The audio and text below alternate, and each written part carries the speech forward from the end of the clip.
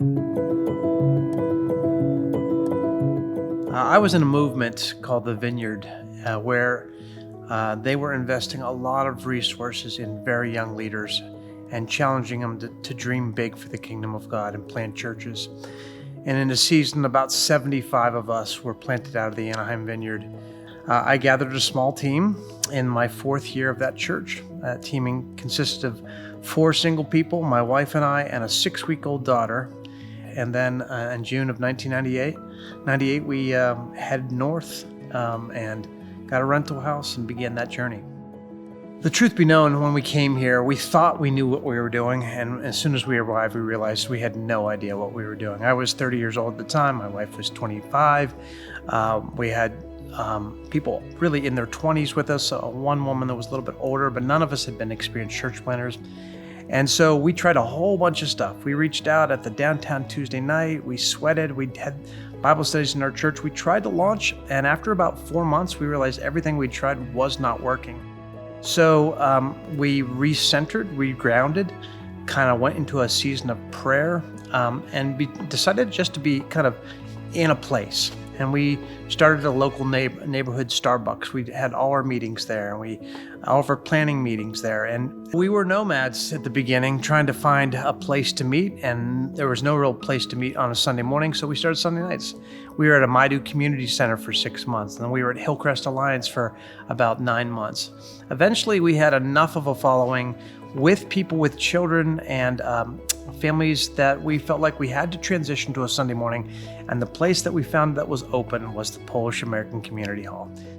It was the upstairs is just this big open room, and we actually sat at round tables, which was very unique, but also built a lot of community. It was pretty organic. And I remember one Sunday us kind of gathering in a circle of just the leadership and just kind of a smaller group of people, and we all kind of held hands and just prayed over that space. And I remember you saying this is going to be a place where we kind of can be in and be all in, and rather than just sit on the sidelines. We had a lot of fun in that season of just doing church in a box. Every Sunday morning, we'd roll in with our boxes, we'd set everything up, and everybody we met, we invited to every circle, every network we were in, and then they sense a deep sense of community, and they start kind of becoming part of that community. That was the flowering of our church. At the same time, we rented a building in Old Roseville, the Bank of Italy building, and we had a food closet there and a clothing closet there. There was a lot of single resident occupancies, a lot of folks, a lot of homeless ministry there. We saw like 8 to 10 teenagers come to Christ in a beautiful season, and we started a youth group in that time, even though we didn't have teenagers ourselves. When we first started, it was in children's ministry. We started helping out in the youth ministry there and kind of getting our feet wet. It's one of the great things about Horizon. They're always going to call you to service. But one of the beautiful things that we've seen throughout these 17 almost years has been our growing up with family. We have 6 kids here, and to have those children seen and loved by this community, and being able to also see and love other people's children throughout the years, it's been a really spectacular element of our community-based church. Eventually, we really felt like we needed a permanent home, someplace where we could really expand and blossom. This property was a historic building. It was a 100-year-old building that the Baptists had built, and then it had been sold to another Christian ministry, and then that Christian ministry kind of fell into some trouble, and they rented out to Sikhs, which is a different religion. It became a Sikh temple. I was in the doctorate program at Talbot at the time, and I was driving home. I had about an 8-hour drive, and I had what felt like one of those moments where I felt like God said, I want you to get Lance, who is a businessman. He was very familiar with real estate, and I want you to drive to Oakland and try to meet with the owner face to face. And they decided they would sell the building to us. We did a capital campaign. We really worked hard. And then the day that we were supposed to move in, nothing happened. The Sikhs had decided that they were going to stay. And it took about 7 months before we were given the keys to the property. But it was great joy for us to then come in and paint and clean.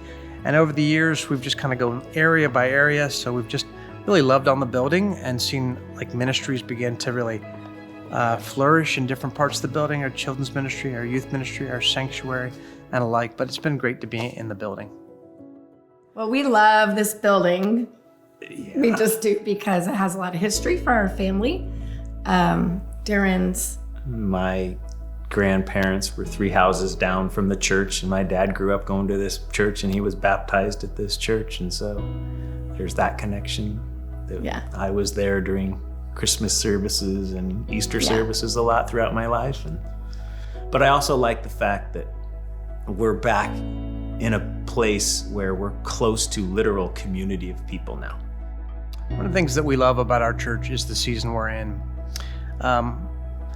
I kind of like to call our church like the old Christmas special, the Island of Misfit Toys. We're a disparate band of folks of all walks of life.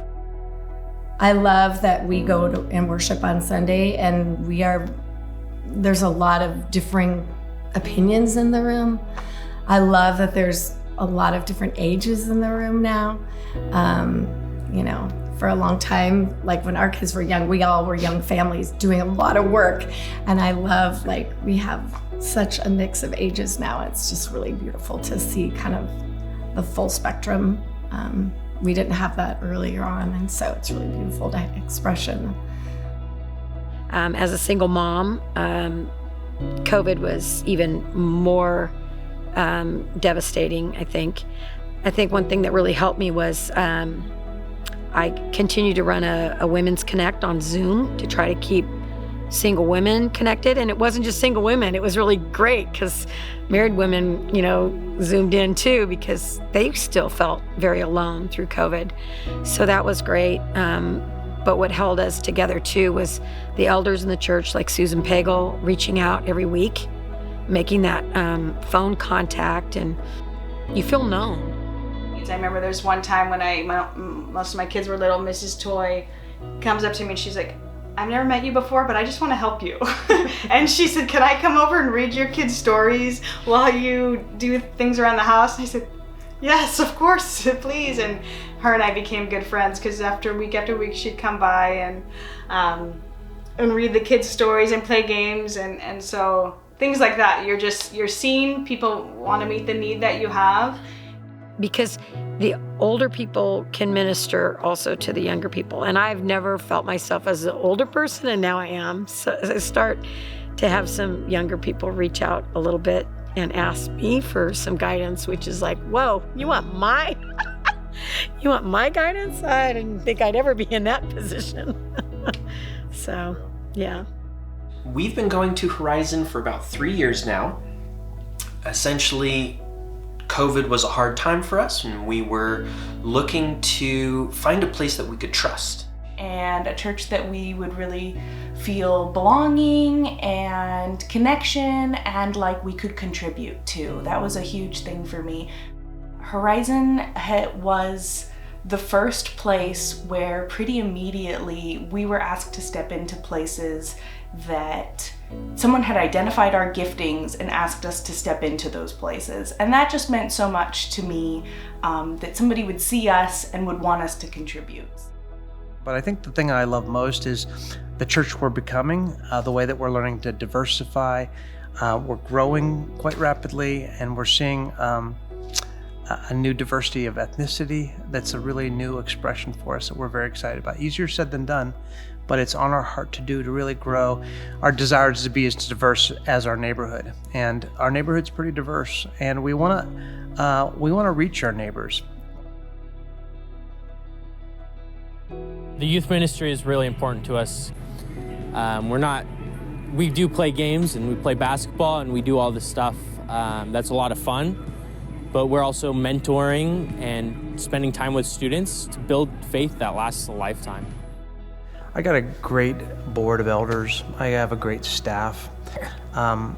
They're catalytic in their thinking. They dream with me about the things that are still possible. It would probably be pretty easy to settle in, nice comfortable existence as a church, nice attendance, right? But what would it be like to dream again about what God desires for the next 25 years. He called the church into being. He's the one that makes it alive now, and he has a dream for it for the future. This night has been a celebration. This has been a doxology, a night of thanksgiving, a night of remembering. But it's also a night of pivot, and that pivot is thinking about the future. What we're asking everybody to do is dream with us and then prayerfully consider investing in the ministry that God's laying before us.